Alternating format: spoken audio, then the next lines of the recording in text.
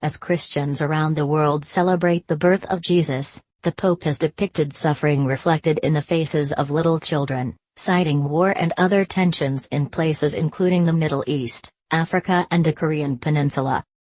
Pope Francis told the faithful on Monday that the winds of war are blowing in our world and an outdated model of development continues to produce human, societal and environmental decline.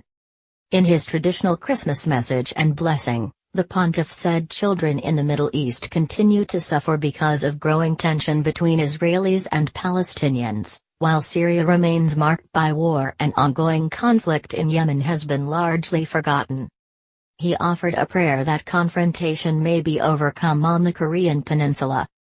In his Christmas Eve vigil last night, the Pope likened the journey of Mary and Joseph to Bethlehem to the migrations of millions of people today who are forced to leave their homelands for a better life. He told the faithful that the simple story of Jesus' birth in a manger changed our history forever. He said, "Everything that night became a source of hope."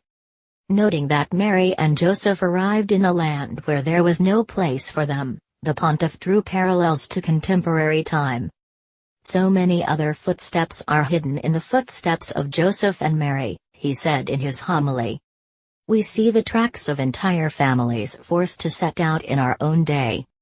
We see the tracks of millions of persons who do not choose to go away but, driven from their land, leave behind their dear ones. In many cases this departure is filled with hope, hope for the future, yet for many this departure can only have one name, survival.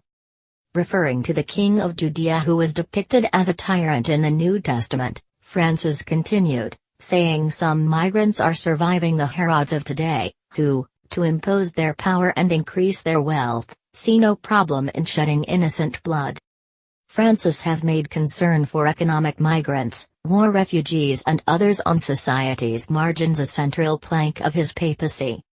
He said God is present in the unwelcomed visitor, often unrecognizable, who walks through our cities and our neighborhoods, who travels on our buses and knocks on our door. That perception of God should develop into new forms of relationship, in which none have to feel that there is no room for them on this earth, he said. Christmas is a time for turning the power of fear into the power of charity, Francis said. At the start of the service, Francis bent over to kiss a statue of the baby Jesus in the basilica,